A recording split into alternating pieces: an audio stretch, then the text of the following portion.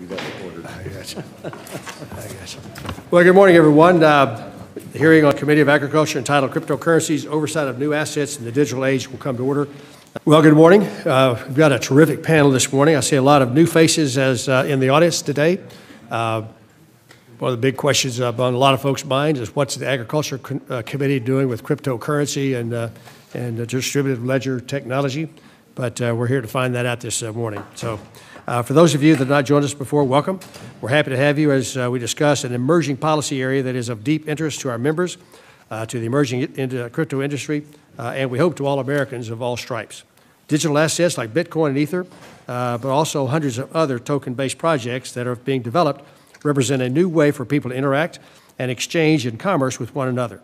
While digital assets are often thought of as payment systems or digital gold, I believe the promise that token networks hold is more universal and more exciting, quite frankly, than that. For the first time, we have a tool that enables individuals to reliably exchange value in a digital realm without an intermediary. We can have assets that exist, can be created, exchanged, consumed in digital form. The promise of being able to secure property rights in digital space may fundamentally change how people interact with one another. This technology holds the potential to bring enormous benefits to each of us if we're willing to give it the space to grow.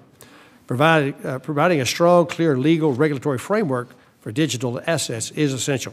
To that end, there are several questions before us about how laws should govern the issuance, trade, and utilization of these digital assets.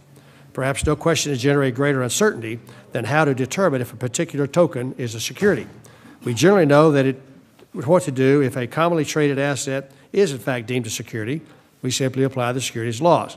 If it's not a security, there's a good chance it's a commodity, which would be subject to the requirements of the Commodity Exchange Act. The problem seems to be in making that determination. The Howey test, which concerns the sale of orange groves and service contracts from the 1940s, is often presented as a standard test to determine if the securities laws govern a token, yet they proved to be challenging in the analysis under this test. A related question is whether or not current laws are appropriate for these new digital assets. If a token is determined to be a security or a commodity or something else, our regulatory regime need not be static. If it's necessary, Congress or regulators may want to consider developing a new framework that takes into account the diverse characteristics and unique economic relationships embedded in many of the types of digital assets that can be represented by tokens. Providing clear guidance to enable developers to determine the nature of their token and then suitable rules to enable them to develop their project is essential to both protecting the public and promoting innovation. How we regulate these products and those who develop them won't determine if they're developed or used, but it will determine where they're developed and used, and we want that innovation done in our country. As we consider changes to the laws or new regulations, the Committee on Agriculture will be part of that conversation. Within the House, we have a vested interest in the definition of a security because it directly impacts the definition of a commodity.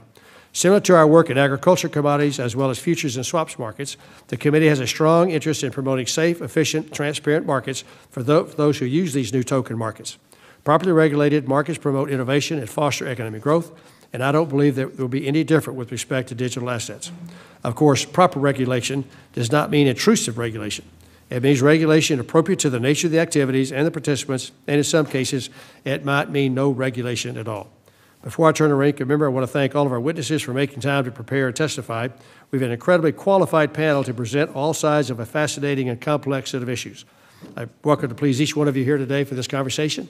And with that, Colin, I'll turn to you for any comments that you might want to have. Thank you, Mr. Chairman, and thank all of you for joining us here today. And I'm happy that we have a chance to review this new technology, and our role is to oversee the CFTC regulation of it, if that's appropriate. As a CPA and someone who spent a career helping folks run numbers on their finances, I still am having a hard time getting my hands around this, and I have some real concerns. One trait of cryptocurrency that we need to pay special attention to is its volatility.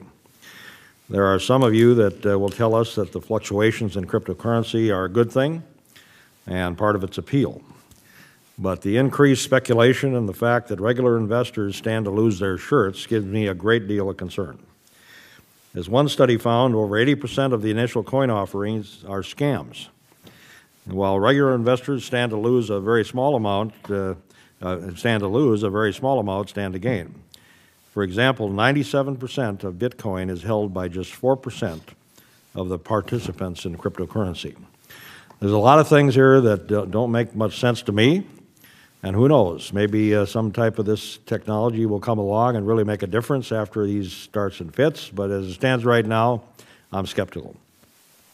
It's our job to be the adults in the room and to ensure that in these early days, there's enough oversight of this new frontier to ensure that it can grow responsibly. With that, I look forward to your testimony, and I yield back. Thank you, Mr. Peterson. So the chair would request other members submit their opening statements for the record so that our witnesses may begin their testimony and to assure there's ample time for questions. I'd now like to welcome our witnesses to our table. Everyone will have 5 minutes to pitch your wares, and we've also got your opening statement, or your full statements for the record. So with that, Mr. Gensler, 5 minutes. Thank you. Good morning, Chairman Conaway, Ranking Member Peterson. My condolences on your dad's passing. It's good to be with you all here today. I think I've testified in front of you a dozen or 2 dozen times in some previous capacities. But since I was last with you, I took on a new role at MIT where I am engaged, yes, in researching, teaching, lecturing, and advising on digital currency and blockchain technology. Now, I say that, but for those who don't know, because some are new, I also chaired the Commodity Futures Trading Commission for 4 or 5 years. And before that, long ago, I was 18 years at Goldman Sachs. So I bring from my years in finance, my years in public policy, and now, I guess as an academic, some perspective of what I've learned. And with the chair's permission, one thing I've learned as an academic is to ask the audience a little bit about their engagement in Bitcoin. So again, with the chair's permission, if I could just ask, how many members of this committee have invested in cryptocurrencies? And I'm going to ask the audience, too. So we've got Show of hands. One in the audience. All right, Bob. Show of hands. Several in the audience. Yeah, we've got about half the audience. That's an interesting split. There we go. I would say the other thing that splits the community in my discussions usually is, this is not a community that splits normally like right and left, Republican, Democrat. This is a community that splits more about Bitcoin maximalist and Bitcoin pessimist, or skeptics on one end. And by the way, some of those skeptics and pessimists are Republican and some are Democrats. Some are Nobel laureates, some are in finance, whether it's Jamie Dimon or Warren Buffett. And then some of the maximalists can be venture capitalists like at Andreessen Horowitz and elsewhere. So it's interesting, the split in the community. I'm probably a little bit center maximalist, if I can say that. I am an optimist on the underlying technology. You'll also hear some people say, well, not that Bitcoin, but the blockchain technology is good, and they kind of split their views that way. So again, what have I learned?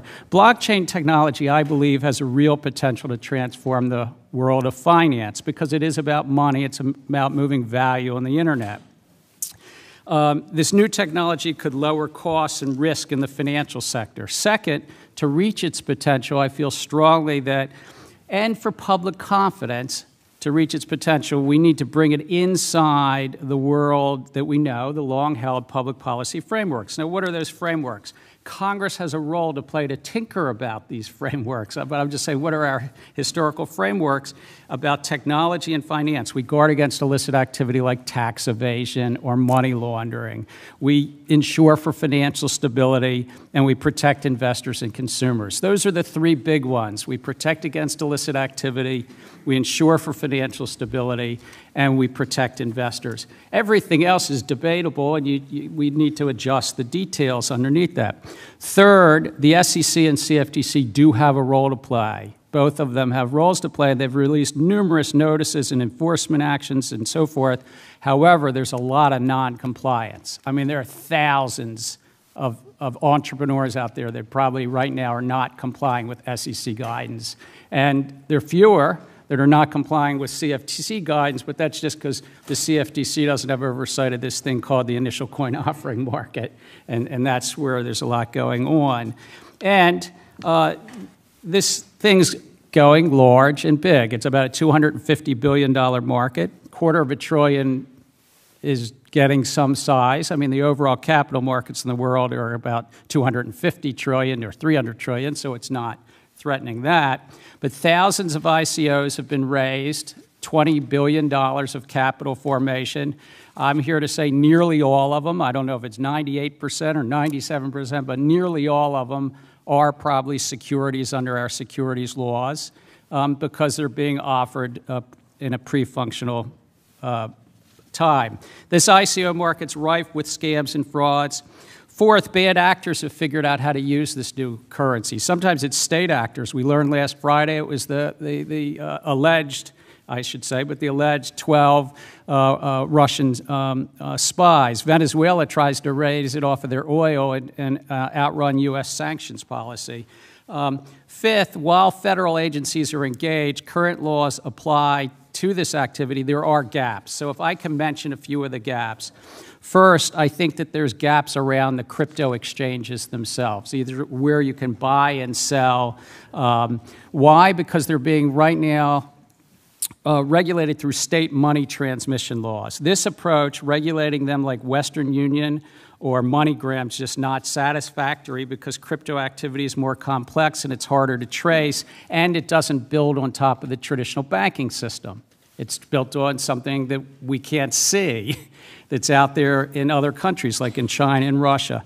So second, the crypto exchanges lack brokered access. They don't have brokers. So there's no brokers, by the way, sending 1099-Bs, and my detailed testimony says, you know, maybe the IRS should do something about that so you can just have reporting of the gains.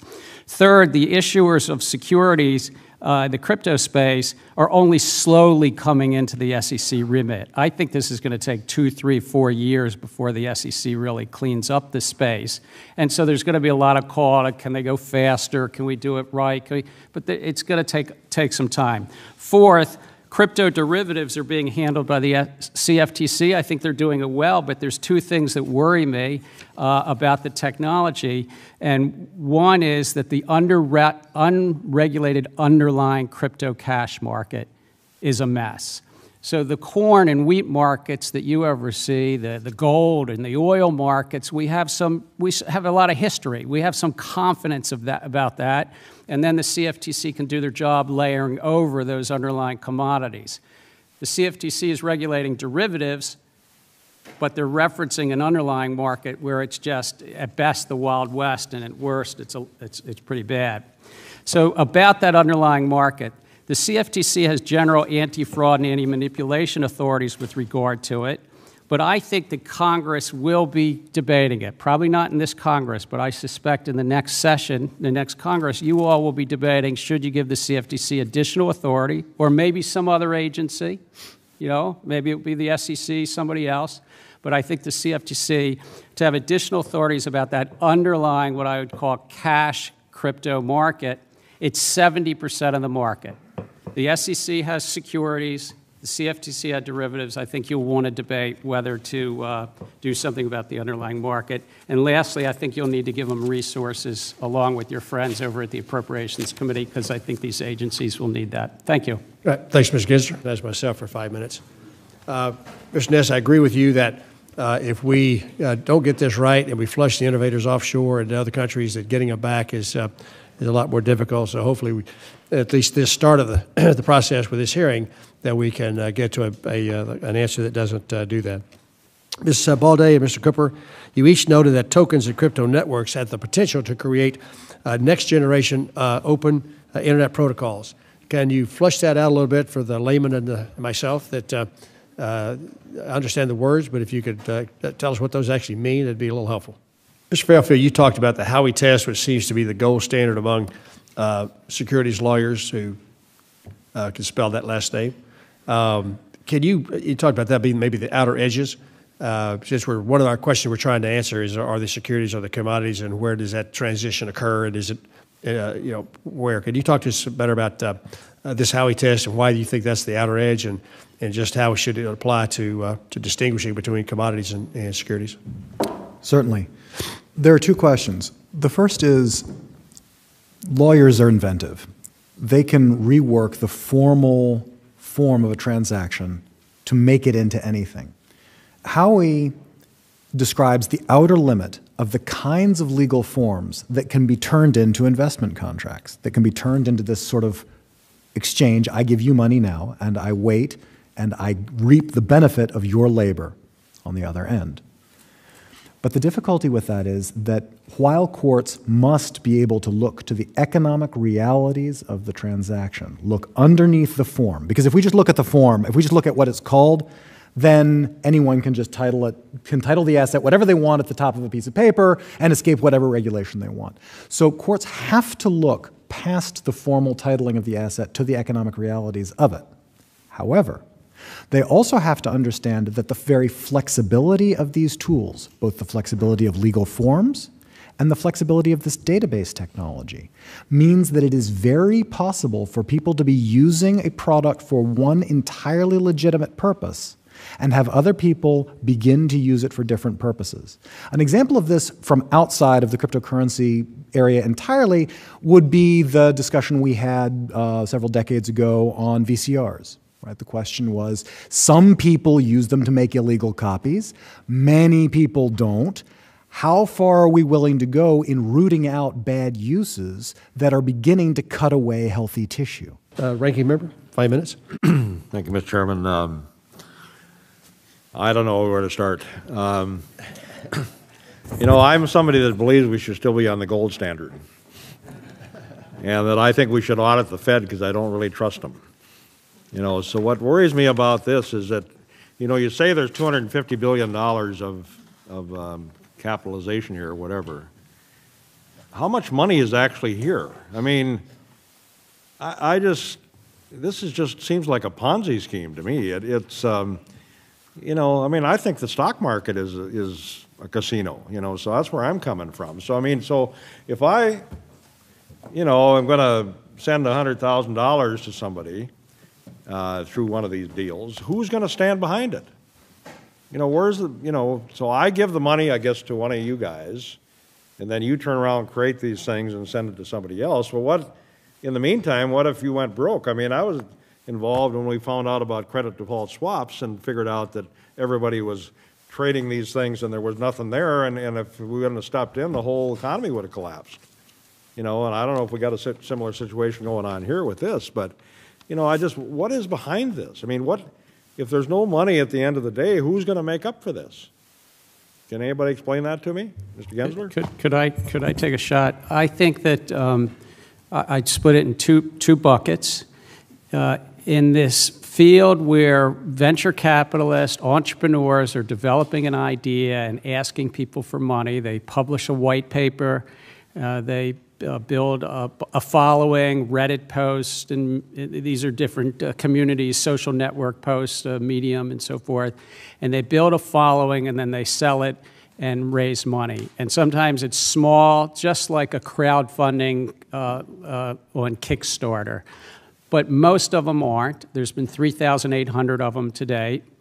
Over 50% of them fail within 4 months. And there's different estimates how many are scams and frauds. There are good faith actors in the middle of it too, a lot of good faith actors, but there's a lot of fraud and scams.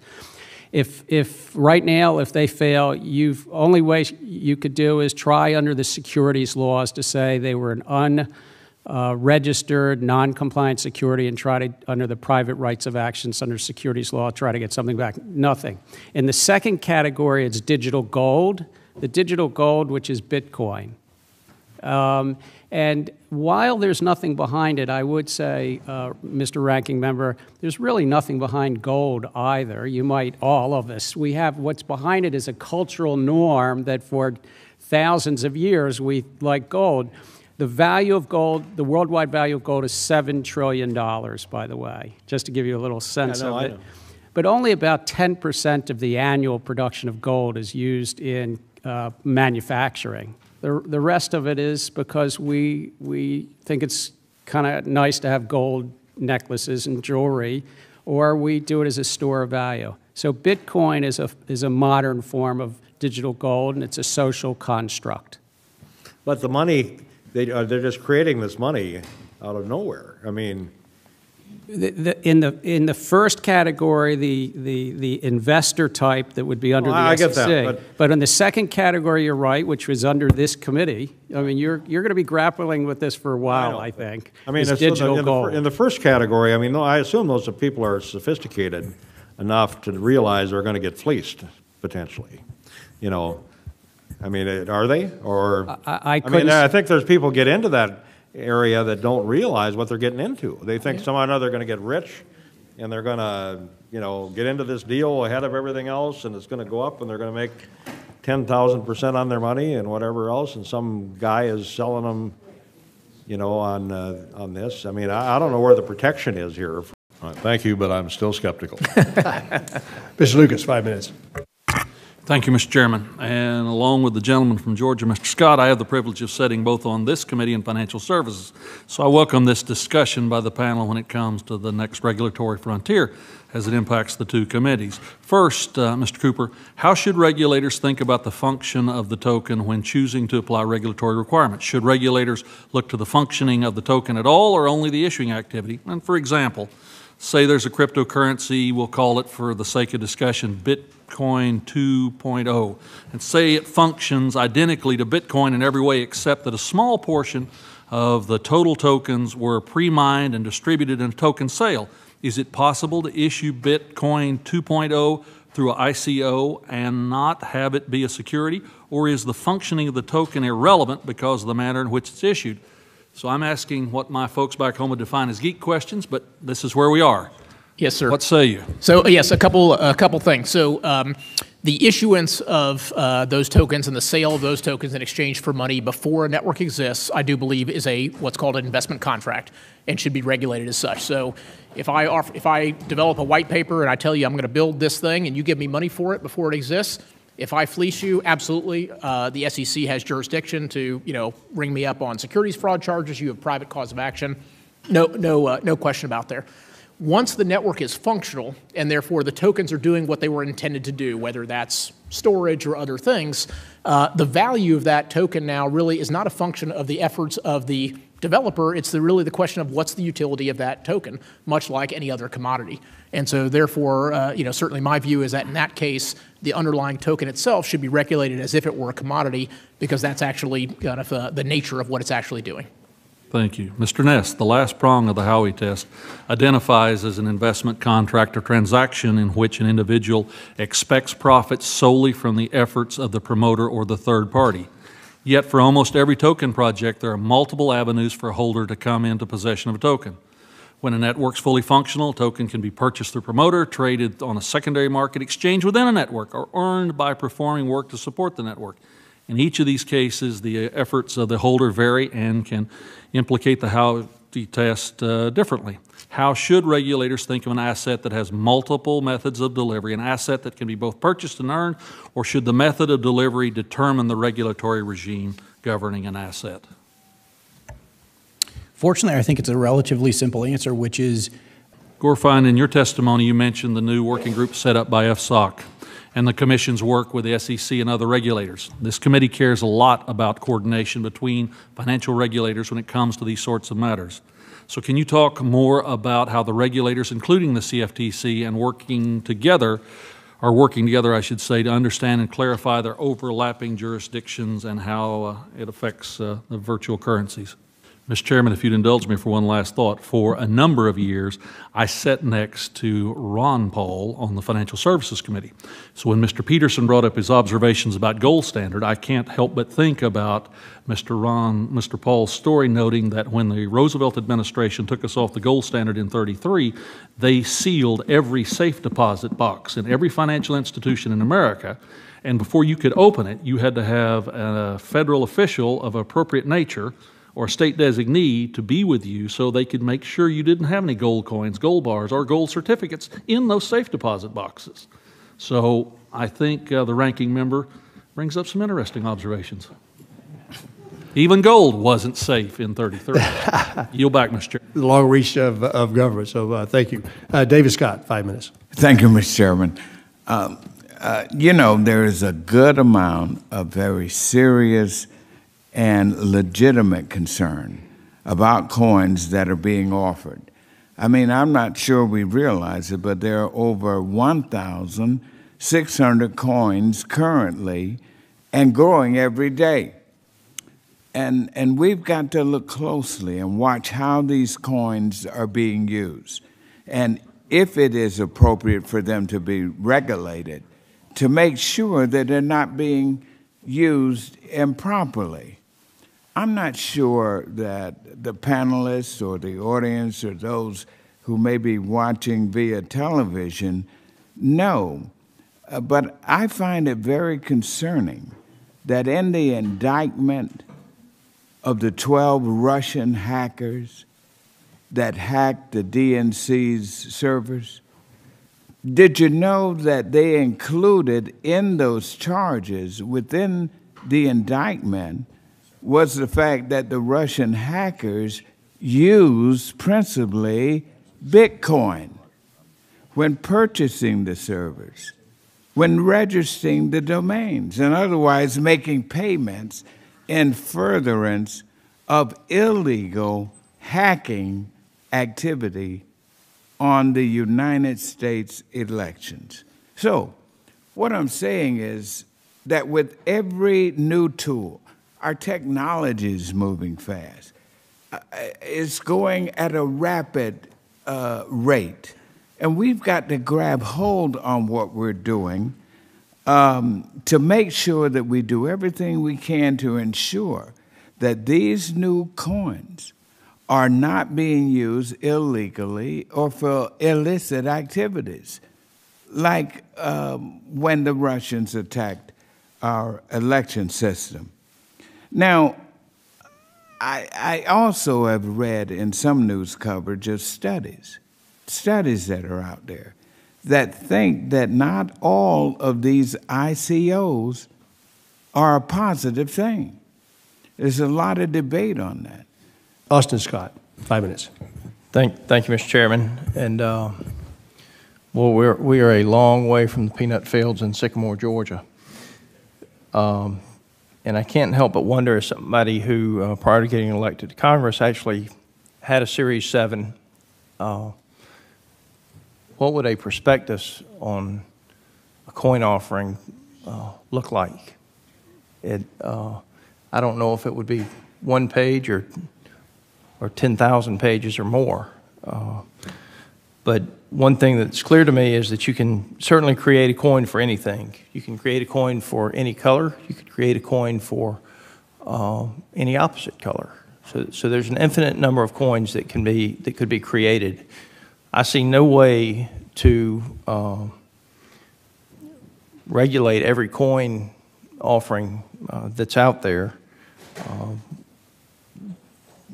But I would also tell you that when you turn on CNBC and they show the Dow, the S&P, and the NASDAQ on one side of the screen, and on the other side of the screen is a value for Bitcoin, then certainly it's reached the level where we need to have some type of regulatory certainty in this area. Most of my questions are for Mr. Gorfine. You run Lab CFTC, and you have held office hours around the country where you've met with many people in the industry. Can you tell us about the interests and concerns of the developers who are working on token-based projects and how sensitive they are to the regulatory environment? Thank you very much. Gentleman's time aside. Ms. Custer, 5 minutes. Thank you very much, Mr. Chair, and thank you. This has been a very enlightening hearing, and I appreciate all the wisdom. Mr. Gorfine, picking up on the CFTC regulation such as it is, do you have sufficient resources at the CFTC, or what would you recommend that you need from Congress going forward? Thank you. Well, I'll harness the chairman on this. Our chairman's been very vocal about the need for the CFTC to have the right resources to be able to keep pace with our markets and regulate our markets most effectively. I believe he's asked for $281 million for our budget, and a lot of those resources would be utilized not only with bringing in economists, but also making sure we have the technologists in-house to be able to keep pace. I'm a lawyer. I know a couple layers deep of the onion when you're talking about technologies, but we really need to be able to get to the core of technology to make sure that we're ascertaining where new risks are arising. So certainly with greater resources, our agency would be able to even scale up some of those activities. So I would just say for the record, one obvious place to look for those resources would be to get the IRS on top of how to tax the benefits and the gains that are being made, because one of the most troubling comments today is that the IRS is not on top of how to capture those gains. And I think that's something that we need to look at, but it's also something on your side with some conversations with your counterparts at the IRS. I want to quickly turn to the two professors and get a sense of a very troublesome aspect of this, and if anyone else wants to comment. So Credit Suisse analysts last year identified that 4% of the addresses hold 97% of the Bitcoin in the world. And the philosophical goal of Bitcoin is to replace governmental-backed fiat currency. But if that goal is achieved, you'd have an unprecedented amount of wealth and power concentrated in the hands of a very small number of people. Is this concerning to you, and what should lawmakers be doing in this regard? Yeah, gentlelady goes back. Mr. Allen, 5 minutes. Thank you, Mr. Chairman, and this has been very interesting. The gig economy is moving at light speed, and the rest of us are just kind of dragging us along. But it is exciting. I guess the problem that we're having is, from a regulatory standpoint, is throughout the gig economy, is obviously the reason it's doing so well is because there's lots of freedom and very little regulation. But we do know that there are lots of problems. People are, as far as connectivity, as far as security and that sort of thing. How do we reach a balance with this? What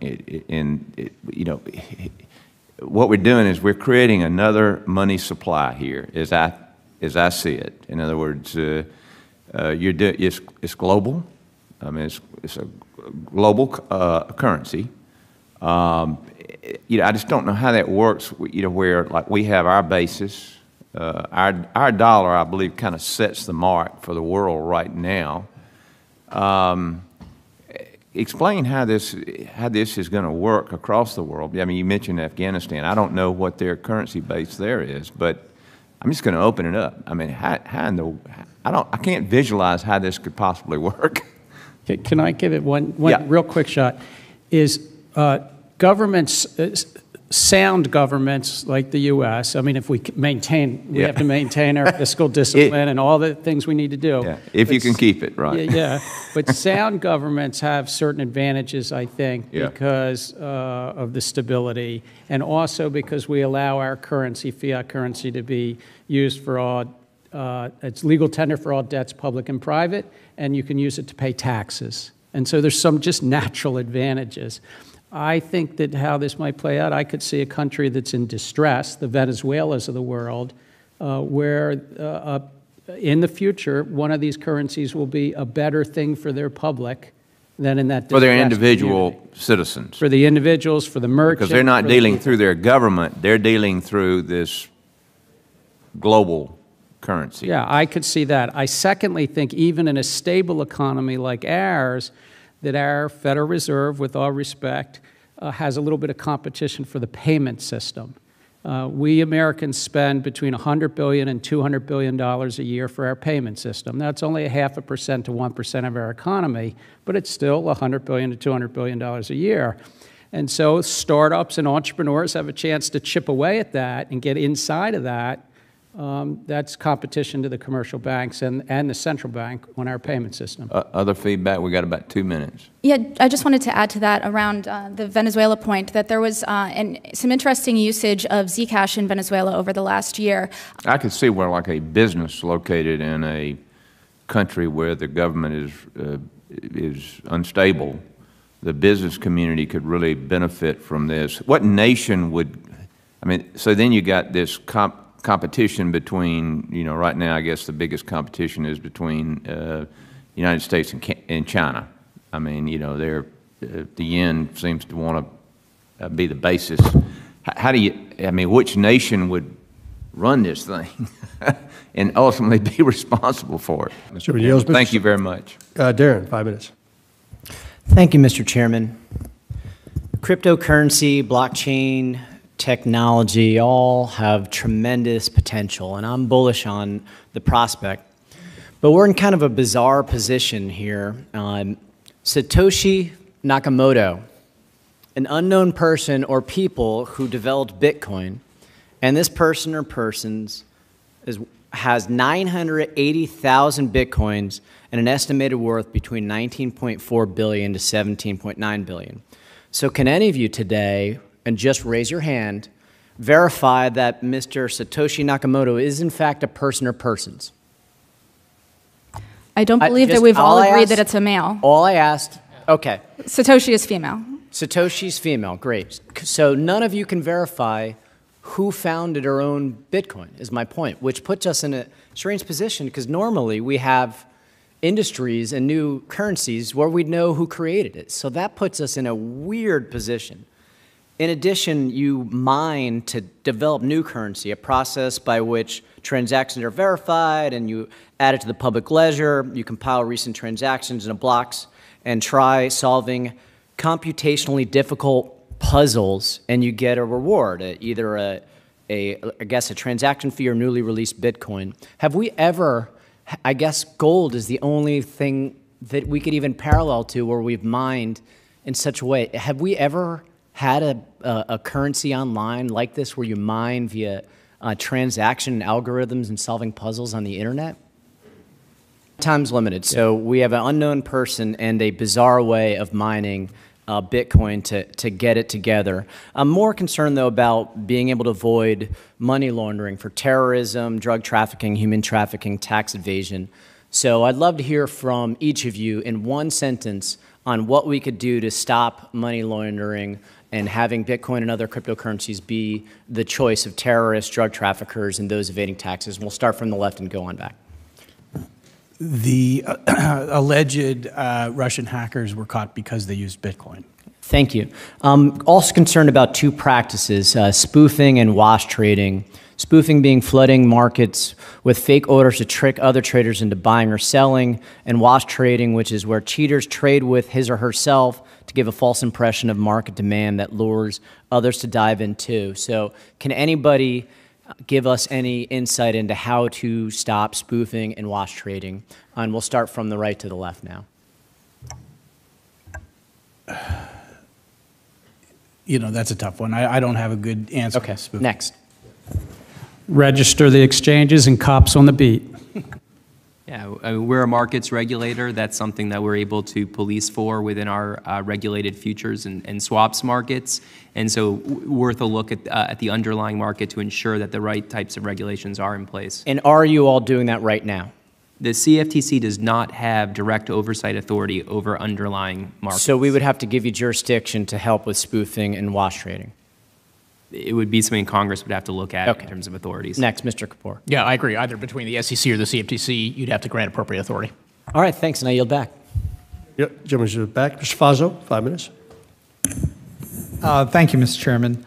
I'm wondering if, for the benefit of our viewers at home across the country who are watching this hearing and are trying to understand the impact of the crypto currencies and what the future holds, if perhaps Ms. Balday and Mr. Cooper could tell us where you think, from a 5 to 10 year viewpoint, where this is going to be, the role that these currencies are going to have in our economy, and how might this affect average consumers? Right now, the market participants are mostly very sophisticated people. Do you see this insinuating itself into the broader economy?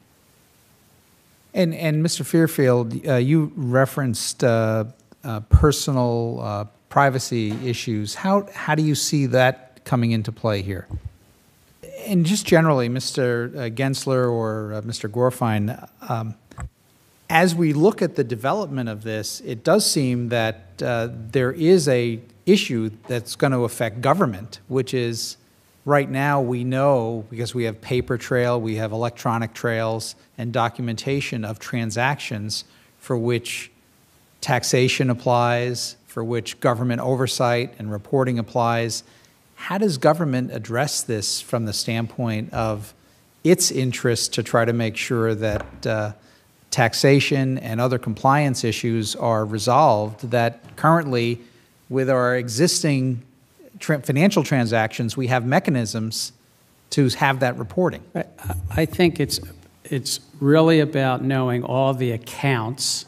This technology has what's called public keys and private keys, and Zcash, which Ms. Baudette's involved in, is even more secret than that. But it's really knowing who owns the accounts behind that. So it's know your customer, beneficial ownership, and then trying to do that through some of these central mechanisms like crypto exchanges.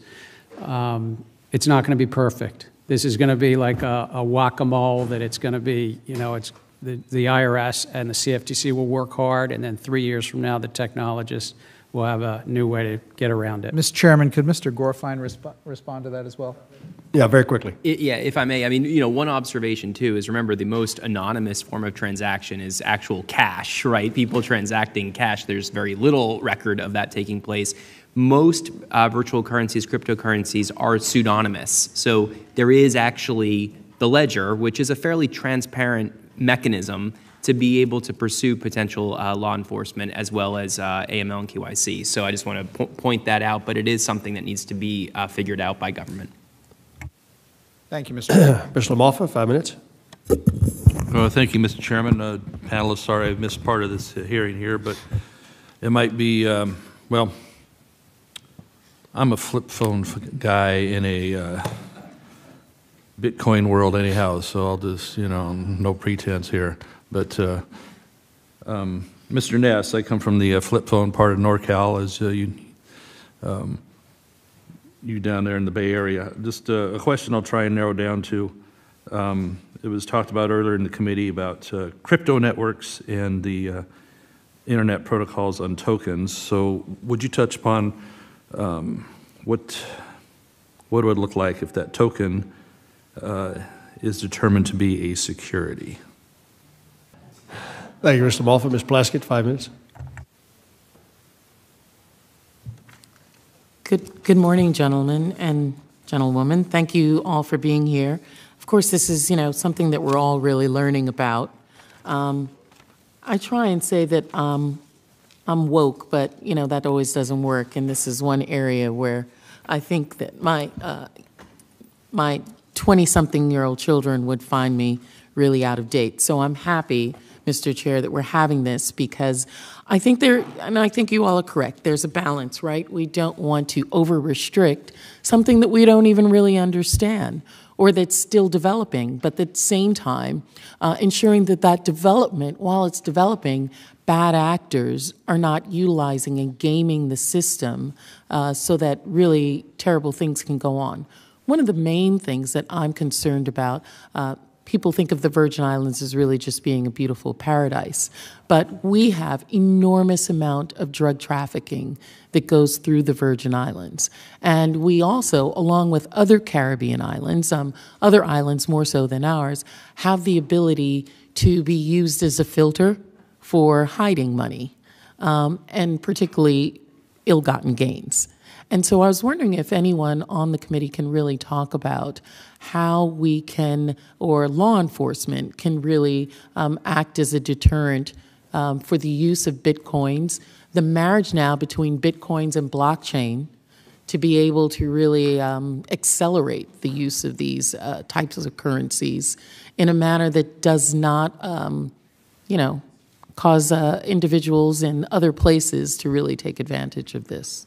Mr. Gornfine, what do you think the role, we talk about law enforcement doing this. There's all of us here are concerned with what is our role. What do you see CFTC in dealing with this as well? I just want to make sure that the regulations that we're doing, while we give time for this to grow, we also make sure we don't end up like Facebook, where it has outpaced us in terms of being able to do damage in the general good. Julie, time expired. Mr. Davis. Thank you, Mr. Chairman. Mr. Gorfin, I'm going to go right back to you. Obviously, we've talked a lot about jurisdictional issues and how to set up the proper regulatory structure that many in the industry are asking us to do. There's obviously with many of the commodities and different products, we have a SEC portion that is regulated in many cases, and then we have the CFTC, which falls under our jurisdiction. And you get to see some of the humorous anecdotes from members of Congress here, who I'm sure maybe have had similar things to say when that new thing, the internet, was taking place. And how are you ever going to buy things off of the internet? Well, Jeff Bezos has showed us very well that anyone can do that now. And as cryptocurrencies continue to grow in usage, they're going to become less and less intriguing and more used. I am going to get into the demographics of many of the crypto users, but I want to ask you a quick question, sir. Based on the way current law is written, it's not cut and dry whether cryptocurrency should be regulated by the SEC or the CFTC. If Congress attempts to come up with a workable definition for cryptocurrencies that are more similar to commodities, call them, as we've heard, blockchain commodities, what should we be looking to guide us? Well, thank you, and Mr. Chairman, my time is about ready to expire, but we want to make sure that we devise a regulatory structure that allows this industry to continue to grow, but allows us to address many of the law enforcement problems that have been brought up here by many of my colleagues. So can't wait to continue to work with you. Thanks for your time. Thank you. Mr. Yoho, for 5 minutes. Thank you, Mr. Chairman. I appreciate you all having the patience to be here. This is something that's really confusing to me. My wife and I, we watched a documentary on Bitcoins, and when we got done, we were more confused, and I have not invested in any, as you asked. With that said, Mr. Gensler, in your testimony, you mentioned the recent SEC staff determination that Ether is not a security, although it might have been at its issuance. If the SEC had determined Ether was a security in 2015, what regulatory requirements would Ether be subject to today? And I've got 2 follow-ups. And anybody else that wants to weigh in on this? If they had determined that way back in 2015, at the time they would have had to give some full and fair disclosure. I think the SEC at that time would have probably said, well, it's probably not 3 years of financials and things like that because it was a new startup. And this is something the SEC is grappling with even now for current initial coin offerings. What is full and fair disclosure? I think Director Hinman at the SEC said it right. It's about information asymmetry. Give an investor enough information so they can take the risk. The government shouldn't, it's not a nanny government. We're not, but the investors can take the risk as long as they get enough information. Okay. And how might such a regulatory regime affect the functionality of the Ethereum network? I think the important thing is, we don't want to stifle the imagination, the entrepreneurship, the development of this, but yet we want to have the safeguards in place. Whether it's the CFTC or the SEC, we just want to make sure that when people get involved in it, that their monies or their investment are protected. Right. You were going to add something? My other question is, I sit on Foreign Affairs, and we deal a lot with North Korea and the sanctions and all that, and we see countries changing companies, funneling money, breaking sanctions or skirting sanctions, and a lot of it we see is being done over electronic currency like this. What are the safeguards that you guys can help us with on that so that we can follow it? When that's cash transfers, it's easier to track that. We can block and sanction those banks or those entities. But when they're transferring things like this or any other nefarious activity, drug deals and things like that, what are the safeguards that you guys can put in place that we know we can follow that stuff? Appreciate your time. I'm out of my time, and thank you, Mr. Chairman. Well, I want to thank the panel. Mr. Gorfine, I think you may have to slip out to catch a plane, but I'd like to give each of you probably no more than a minute to kind of any closing comments, think you wish you'd have said during your opening, or a question that didn't get answered that you thought of it'd be helpful for the record to have it. So, well, thank you. It's been a terrific couple of hours. It's well spent for us. I hope you consider it the same. Clearly elucidated some issues, not only just with the regulation of these issues, but also the tangential impact of taxable transactions being captured in a way that folks can comply with our tax code and the revenues there, the law enforcement piece. Ms. Balday, I think you may be involved with a group that's trying to find a way to create a currency that is not synonymous but would be anonymous. That's perfectly within. That's what these that's what innovators do. Is they see something that needs to get changed, and they'll do that. And so that just speaks to how dynamic the process is. So as long as the stupid criminals keep using Bitcoin, will be great.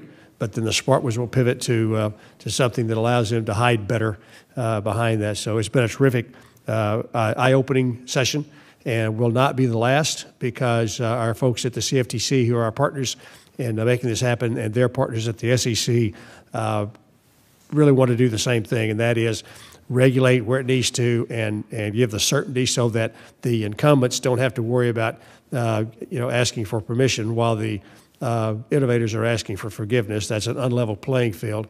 And we also want this action going on within the United States. So thank you all very much. Under the rules of the committee, the record of today's hearing will remain open for 10 calendar days to receive additional material and supplementary written responses from the witnesses to any question posed by a member.